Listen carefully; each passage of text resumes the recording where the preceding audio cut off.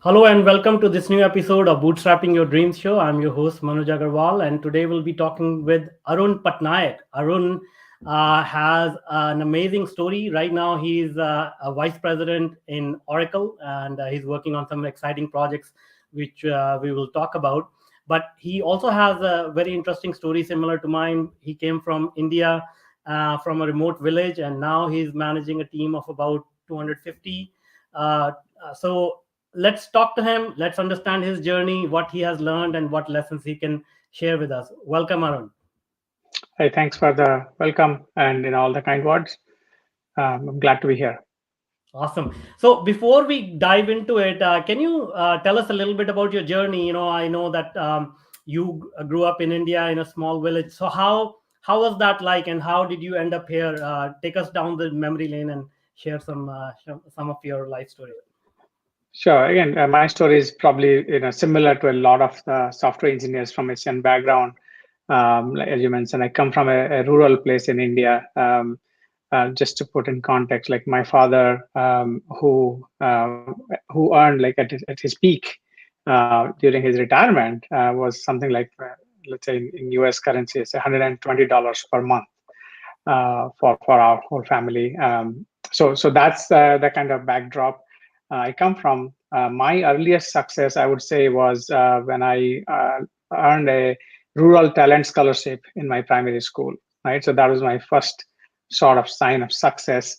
And I remember that when I got the prize money, we actually bought our radio with that. Right, so for Mhm. people who remember radios of those days.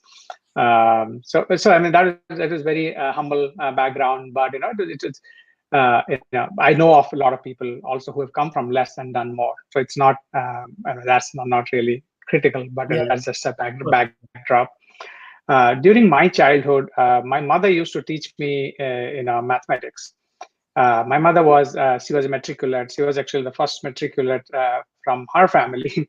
So she used to love mathematics. So she used to teach me maths, and that kind of seeded this love for maths in me since childhood, and so much so that I went on to actually do my master's in mathematics in the Indian Institute of Technology. Right. So I actually didn't know about IITs till it was time for me to appear for the entrance. Right after my higher secondary, I was talking to friends, hey, what should we be doing? And somebody said, hey, there is this thing called IIT, and maybe we should appear for that entrance exam. So I came to know about it maybe a few months before the exams, And for and the viewers and I gave the listeners, exams. sorry to interject. I just want Yeah. to let the viewers know that IIT is one of the most prestigious educational institutions, especially for engineering and science and technology in India. And it's world famous, similar to, it's basically the Harvard of India. Yeah. So it's like just like say Stanford or Berkeley, right? So I visited IITs and I just fell in love with the setup, right? So I said, I don't care what else is happening, I gotta get here, right? So fortunately, I went there, I studied maths there, right? And then after that, I worked in a company called CMC in India, which was actually founded after IBM exited India in 1970s. So it was a very good foundational experience for me in CMC. I worked there for 4 years. Then I came to United States. In fact, in 1994, there was a user group conference that Sybase had in India, and they actually offered me to join Sybase at that time. But I thought they must be joking. I mean, why would they want to hire somebody from India, for a company in the US? I thought it's not serious. So I didn't pursue that further. But in '95, I happened to come to US, and my first interview was with Sybase, and they again offered me to join, and I'm like, okay, maybe it's meant to be. So I joined Yeah. Sybase. I stuck there about maybe 12 years or 13 years, something like that. Working on core database internals, which was foundational for me, and I really fell in love with data, in that place, right? And since then, I have spent about 3 decades now working on doing something or other with data, and that I would say is summary of my journey in my career so far. That's awesome. So it seems like just like the innate talent that you had was showing up early.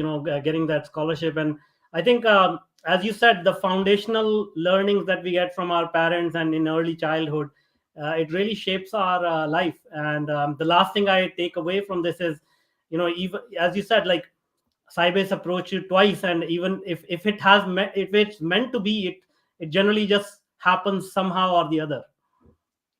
Yeah, absolutely, absolutely. I completely agree with that. Right? Awesome. Yeah. So now, tell us a little bit about people who don't understand what is this data thing all about. Why are people getting so excited? People like you and me getting so excited about data, and what it can do, and what kind of change it can bring to people's lives and the world. So, just for the layperson, like, what is the importance of data in our lives? Yeah, so if you see that, data is everywhere. I mean, of course, right? So certainly in the modern scenario, anything, virtually anything you think about is based on data. It doesn't really matter what's the field, what you're doing. You're working with data one way or other. When I, it's 30 years back when we were starting out, uh, data was everywhere, but the means to process data didn't exist. So we focus on processing the most critical data, and that's why the term mission critical was quite popular in those days, because we focused our machinery on processing only the mission critical data. That could be your transactional processing for a business, or your data processing for guiding, say, rocket scientists, right? So it is limited to that kind of processing.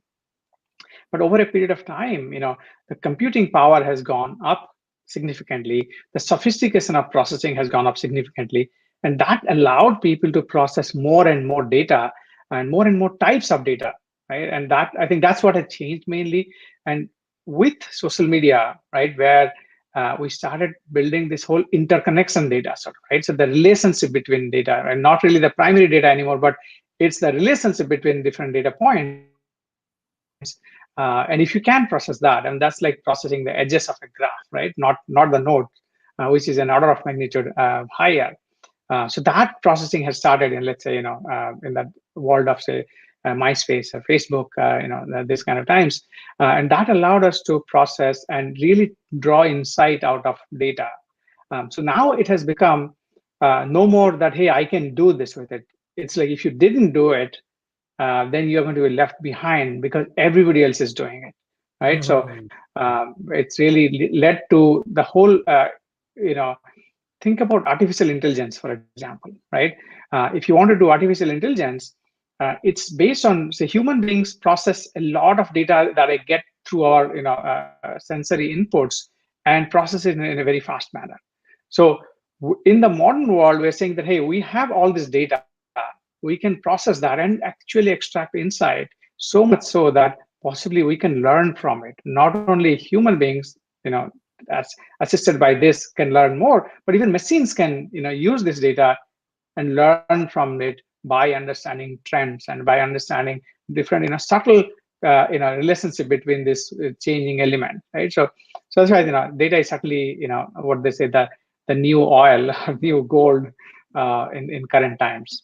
Yeah, absolutely, absolutely. And as you said, like, a lot of people are doing it. A lot of people are achieving a lot of success. I mean, if we look at the biggest companies in the world, Google and Facebook and Microsoft and even Oracle, right? Like, everything is around data, and these companies have become so large and so powerful based on their understanding of data. But what about small businesses and individuals? Like, what do you think is the impact of data on small businesses, and do you think they are leveraging that enough? So I think there's a lot of, especially business to consumer space, right? There's a lot of platforms available today. Think like Google Ads, for example. It's like when you look at it from outside, it's amazing, right? So you're getting advertisements which is like are getting bid, right? People are bidding for that, getting your space, advertising space, in like microseconds, right? So the modern software platforms has enabled a lot of small players to actually participate in this data economy. Um, Earlier, even like, so maybe 5, 10 years back, only the few, right, who had enormous resources could actually take advantage of the data that was available. But now, I think what people have seen is, especially with ad tech, is that making it a platform, enabling more users is the only way you're going to monetize this, right? So Google has certainly done a tremendous job at this. Other people like Facebook, Yahoo has contributed significantly as well.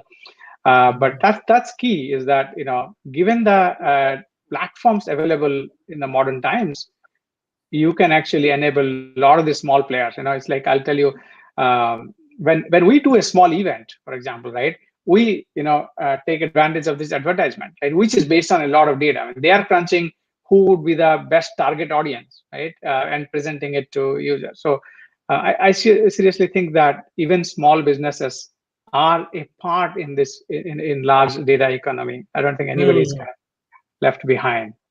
That's awesome. That's great. And you mentioned this case of when you host events. Meaning, I'm assuming that when Oracle hosts online events, they want to put it in front of the audience, right? Oracle, or even personally, right? So it's like Okay. small things. I'll tell you, right. My wife, at some point, she was interested in this ethnic wear. So my wife is a software engineer. She's a manager at Salesforce, but as a hobby, she does sometimes is ethnic events. And even then, she would use Facebook or something to host an event.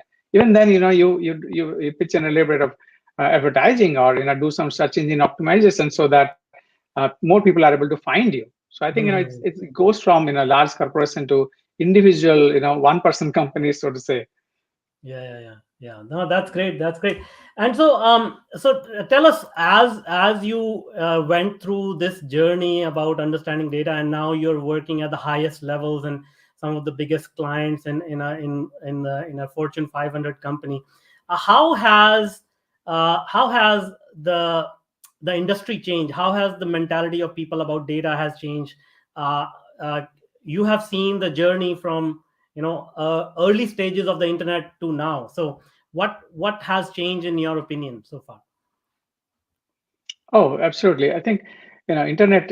So I think we have been lucky that we have seen so many technological changes in our lifetime, right? Be it the internet, be it the emergence of mobile, right? I think certainly technology has changed significantly in this period. I still remember when I came to US, that time internet was very new. So data was always local, right? Nobody was uh, processing data that is remote, right? The remote data has to be brought in for being processed. Internet kicked off, the connectivity, the networking bandwidth, all of that obviously has improved since then. Even in the last say 10 years, right? uh, Now companies like banks, right, financial institutes are going to cloud, right? So from going around, every all data is in my data center on my machines. People have gone taken all of that and say, yes, you know what, we're going to put it in the cloud, because when you're on the cloud, you can process your data as well as other data and put all of that together to gain insight from all of them, right? So certainly companies have opened up significantly over the last 5 to 7 years in terms of the adoption of cloud, and putting the data out there. And this whole evolution of data and compute separation, for example, right, just from an architectural perspective, has evolved over the last 5 to 7 years. Where we said, hey, you know what, data has been scaling. Let's stop copying data from place to place to place. Let's put the data where it is, and let's bring processing to data, right? And depending on the whole again architectural evolution for this polyglot engines, for example, right, where you have the data, let the data be on a lake or in a warehouse and whatever have you, and you bring your favorite processing engine and process that data in place, because your IO speeds have significantly increased. So you don't have to bring data close to your machine to be able to process at speed. And the kind of data, the vast amount of data we are processing, does not enable itself to, yes, bring it into a machine, right? So I think we are certainly in that sense, truly at the cloud world at this point, is that, put the data on the cloud, process it using scalable infrastructure, and, extract insight out of this, and using a variety of processing engines, right? So that, I would say, is where the trend has been moving to, and more people, more and more companies are, growing, warmer to that concept, even in a defense industries, US Gulf, right? All the governments, right? Everybody is kind of adopting cloud from that perspective. That's awesome. No, that's great. Thanks for sharing that insight. Now, what does the future look like in terms of next 10, 20 years from where you sit, in terms of, how, as you said, data processing is becoming faster, artificial intelligence algorithms are getting more powerful. We are able to do speech and computer vision and all these things. So what does the future look like, not just for data, but as humans? What do you see how our life and work will be different in next decade or two? So I think I'll give you an example, right? So when I was at Sybase, we started working 20 years back, right, on this thing what we were calling homeostatic systems, right? So self-healing, self-learning, self-managing systems in the context of database, right? So I was, part of a set of initial research teams, looking at how we were going to do this. And it took 20 years for any of that technology to be commercially available, right? Only recently, like maybe in the last 2-3 years, Oracle has offered a autonomous database platform on the cloud, the first of the industry to do so. So, just taking that, I know that, the times are getting shrinking and shrinking, right? What took 20 years in the last 20 years is going to happen in 10 years or 5 years in the future, right? So from that perspective, we have seen, self-driving cars with Tesla. We are seeing, traveling to space with SpaceX, right? So certainly, a lot of, speed at which technology is improving. So I fully expect that, from an AI perspective, we will see more and more application of AI. You've seen this whole investment into the meta space, from the metaverse. Virtual reality, all of these things that we have seen in science fiction, is starting to become and feel like, yes, this is something we can do, this is something possible. And that's going to, completely change how we think about technology. It's no more that you use technology when you need to do something advanced. Technology will be part of your life. Think about all this whole Alexa or Siri kind of thing, right? You don't need to. When Siri came out, I remember I picked up Siri much later than, say, my son or my niece and nephews, because I would come by and I would see them talking to Siri on a phone or a iPad, and with no knowledge of technology, right? It is just, they're just conversing with Siri, doing stuff. So I think that technology is really getting embedded into our day-to-day lives in a very, very fundamental manner, right? And with artificial intelligence, that's only going to grow. Today we have robots doing vacuum, right? So Roomba, Roombas of the world, right? Seems mundane, right? But a whole lot of technology goes into making that possible. So we are finding early on safe applications, right? Like vacuum, right? But that is going to go, as our confidence grows in this technology, it's going to do more and more complex stuff and more involved, right? Things where human and computers are potentially working together in a house setting, right? So I expect that in the next 10 years, we would see significant improvement in autonomous vehicles, right? Certainly, we'll see significant improvement in terms of robotics, and in terms of intelligent machines doing more and more stuff, right? So that's what I expect, is that how we communicate is going to be entirely different. I think with 5G coming on board, and the edge computing is going to get stronger and stronger. I think edge computing has been around for a while, but has not really taken off as much because of lack of some of these bandwidth issues.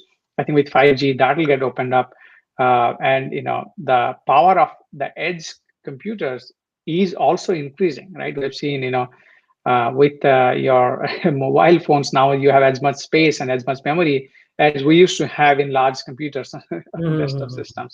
Mhm. So I think we are in the path towards that. That's awesome. I cannot agree more. I think as the capabilities increase and bandwidth increases, I think technology is becoming more and more part of our lives, and it will continue to do so. Now, again, for the layman or people who are not technically, don't have technical background, can you explain what, like in simple terms, what is the impact, what is edge computing, what is 5G? There's a lot of misconception around that. And so once these technologies get adopted, if you can just simply explain like how this will help, what will be the impact? Sure. And let me give an example. It's just some discussion we're having on one of these days. Is that, hey, today what we do is, we have sensors that collect data, right? Be it weather, right, and be it from say earthquake or any of these, right? We put sensors which then send data to internet, let's say to the cloud, right? And we do all the processing on the cloud. Then we send back signal to control those systems, right? Sometimes, even this little bit of delay in bringing data and processing it locally, gets in the way of doing really interesting stuff. So I'll give an example of say oil rigs, for example, right? So oil rigs, we put sensors in understanding the health of oil rigs, and people bring in that data to the cloud, and they mix with weather data, and other data, and they process it to figure out, hey, when maintenance would happen on oil rigs, right? Or when you have a flight landing into say Heathrow or to Chicago, then we are collecting so much of data to figure out, hey, what maintenance needs to happen on ground when it gets on ground, right? But we're not, I think as edge computers are becoming more powerful, what we're saying is that, hey, you don't have to wait to bring this data to the ground or to the cloud to do this processing. We can do more and more locally, right? By caching data, by accessing data directly on the edge computers, and potentially do some of the processing there itself, right? So some of the oil rig maintenance where you detect that there's a change, there's a fire or something is happening, right? You don't need to go back to a command center to figure out that you Yeah, need to do something. So you can do that locally, right? Those are the kind of things that can happen in terms of improvement, right? Cars, airplanes collect enormous amount of data, but they don't process it locally. yeah, They collect the data then and they send it off somewhere for processing. yeah. So autonomous vehicles are a beginning of processing that data using onboard computers. So I think there can be a lot more happening on that front as we Yeah. go forward. Yeah. So no, that's great. So it sounds like what you're implying is that we can expect more real time responses from our technology. We can expect more faster connectivity because 5G network will be available everywhere. Right now, I believe we are limited by wherever the signal is available through Wi-Fi or our Yeah, 4G network or whatever. But with 5G it will be pretty much everywhere and it'll be high speed, and if we combine that with edge computing, we'll get real time information, which again opens up so many possibilities, right? absolutely. Awesome. Now let's focus on the other aspect of technology where a lot of people who really don't understand technology, there's a lot of misinformation about uh, these companies are taking too much data. There's a privacy concern. There's a concern that AI will take over jobs. So what is your view on these things?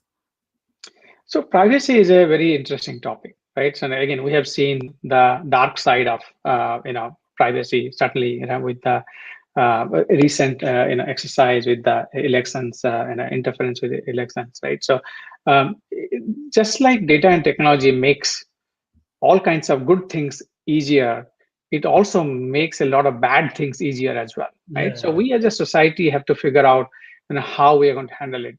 So you can't stop technology or technology growth. These things don't stop no matter what you do, right? It's going to grow in one way or other. But it's up to us to figure out how do we enhance the good part of it while controlling the bad effects of this, right? So from that perspective, I think uh, everybody should be aware of privacy concerns, right? I'll tell you, a friend of mine who works in security, told me once that, hey, I can never put a automatic door, automatic lock on my door. Mhm. It's like I said, I know so many ways of how you can hack it. Yeah, So I'm just not comfortable. I just want my bolted door with my manual yeah. lock to be there. So I think people need to be aware that what data they are sharing and what can be done with it, and how do they feel about it, right? Everybody has to take some personal responsibility about that. The second thing is that individual data may not be that important, but when you put all the different data pieces together, you can draw insight out of it that you may not have intended. So you might think that, hey, I'm purchasing something from Target, who cares if everybody knows what I'm purchasing, right? Or where I'm going, right? Right? My life is a public open book, so I don't really care. Yes, if people know, let them know. And who has the time to pay attention to me or where I'm going, right? People might take it in a very simplistic manner, but when you put all of that data together, you get significant insight out of it. To give an example, right? Even a few years back, right? So, so think like mall planning, right? Where you want to build a mall, you want to know what's the foot traffic there, at what time of day people are going to be around in that area, who comes to that nearby businesses, right? All this the insight comes from aggregating data across a whole lot of data sets, right? Each individual person doesn't care about, well, you know what, I don't care where I'm going. But when you put that data across all of these people, that can be now useful for doing something, right? It can be monetized. And it's not a bad, necessarily a bad thing that it can be monetized and something good can come out of it, right? As long as you make sure that, hey, you know what can you do with this data, right? Who owns that insight, right? Who has the right to say, I don't want to be a part of it, right? So I think there's a lot of discussions happening on this front at various levels, right? So I have full confidence that we will rein this in without necessarily destroying the society as a whole. Um, it's a capitalistic economy, right? We live in a capitalistic economy, so there will always be some amount of money, power, lobbying happening from various forums. But I have faith in humanity that we will win this war, right? It's not going to be something that, hey, what, the bad is going to take over. Like Wikipedia, I mean, the whole philosophy of Wikipedia is you have the freedom. Everybody can go and edit it, but we have freedom that, hey, what, there are more good than bad actors who are trying to misinform versus doing the good parts. Yes, there is always a higher emphasis on the bad side, right? Like reviews, right? Or biases Yeah, comes in yeah, the way yeah, of yeah. all of these things. But yeah, that's what at least I feel in terms of privacy. Yeah. No, I think that's a very very important point that, yeah, that you brought up towards the end. Like, I think technology is going to continue, and as you said, like, it's going to create some good things and bad things. But at the end of the day, we need to rely on the fundamental good of humanity. That, there are more good people around, and there's more good happening, progress happening than bad. So it's a never ending battle that we'll have to fight, I guess. Yeah, absolutely. Awesome. So now, in this career that you've had, like, such amazing success you've had, you must have learned some lessons. You must have made some mistakes. So can you share something in terms of, what are the important lessons that you have learned, or any mistakes that you have made that you would like some other people not to make them? Yeah, absolutely. Learnings. Let me start with learnings first, right? One of the things I learned early on is to love what you do and do what you love, right? I mean, I have certainly done that in my career, and I attribute a lot of my success to that. Because if you love what you do it without worrying about the returns. You give your 100%. So I think that's one thing I would say. Make sure you find out what is it that you really enjoy doing, and do that, right? And you'll be good at it. You will, money, etc. will come, right? Make sure that you do something that you love. Second thing I would say is, again, take care of yourself. We get busy with work and we forget to take care of ourselves. I've certainly been guilty of doing that early on, but certainly take care of yourself. Take care, because your physical and mental health being sound adds a lot of value to what you can offer to everybody else, right? And the third thing I would say is, um, building high performing teams is critical. uh, you know as a single contributor, you can only do so much, right? If you want to do anything significant, building a team around you is going to be critical, right? So be a part of a team, build a team, no matter how you get to form that team. But if you want to do something significant, that is really critical, right? And the last thing I would say is, really learn the concept of sunk cost. um, you know I think a lot of people don't really get this concept of sunk cost, and say, hey, you know what, I have put in some investment here, into my career, into my work, into a project, and I'm at a certain situation, and because I've already invested this, I want to make that somehow work, right? And Mhm. we go and put a lot of good money and bad, and eventually everything is lost. So understanding the concept of sunk cost and really looking at every point, and what's done is done, right? What's the best outcome I can achieve from where I am today, right? And that would really help you in adapting to change, right? Which is constant, and no Yeah. matter personal and professional, whatever situation you are in, change is constant. So I think understanding that the sunk cost concept, it took me a while to get this, Yeah, yeah, yeah. but I was really amazed by how much power it had on my thinking once I understood that, right? And that I would say, my learnings Those are great. from Yeah. over this. Yeah. Yeah, I mean, the concept of sunk cost, it plays out everywhere, even in sports or anything. Like once you took a risk, it didn't work out. You can cut the losses because most people cannot tolerate the emotion of a loss. They continue to add more and more and more, and then eventually suffer a big loss rather than a small loss, right? Absolutely. Awesome. And then one of the last questions I like to ask is, how about the role of mentors? Like, did you have any mentors in your career, in your life, who have shaped your career? What kind of help they provided? So tell us a little bit about that. So yeah, mentoring is kind of critical. Again, sometimes you know about it, sometimes you don't understand that. Well, this is mentorship, but it happens anyway, right? I think we as humans, right? We love to share knowledge. We love to uh, influence others by using whatever we have learned, right? Um, so the key is to seek out mentors, depending on wherever you are, whatever situation you're in. Find somebody who have been through that or who has some idea about it, and hopefully they can then share some of their learnings, or they can point you to look at things in a certain manner, right? So there's a huge difference in teaching and mentoring, right? Hmm. So it's not about hey, go do this, right? That's not what you're looking for. And mentoring, for me at least, has been mainly forcing me to ask the hard questions of myself, right? All of us, people are smart, they will figure out the answers. But the question is, are they asking the hard questions? Are they asking the right questions of themselves, right? Or because we left to ourselves, we take the path of least resistance in general, and that which might mean not asking those questions, Yeah, which yeah, might mean avoiding asking that questions. And time is of the essence. So reach out to mentors, have a few people that you can use as sounding board. So they point you to, or they remind you to ask the critical questions of yourself, of your project, whatever be the situation in. So I've certainly seen that being very helpful. For example, when I was at Informatica, I joined as a performance architect for one of their flagship products, right?